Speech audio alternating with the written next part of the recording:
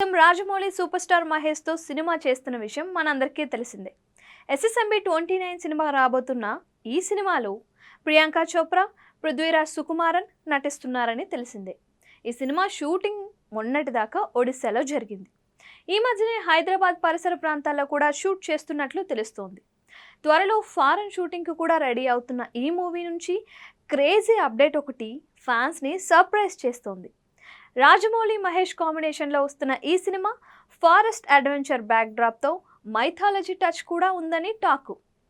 Shri Durga arts బ్యానర్లో 1000 కోట్ల రూపాయల భారీ బడ్జెట్తో ఈ సినిమాని చేస్తున్నారు. అయితే బాహుబలి తరహాలో మహేష్ సినిమా కూడా 2 పార్ట్స్ చేసేలా జక్కన్న ప్లానింగ్ ఉందని అంతకుముందు వార్తలు వచ్చాయి.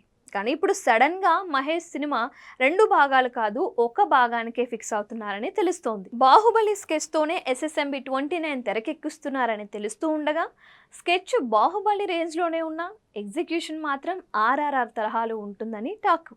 అంటే సినిమా 2 భాగాలు కాదు, కాస్త లెంత్ ఎక్కువ ఉన్నా ఒక భాగంగానే సినిమా పూర్తి చేస్తారని టాకు.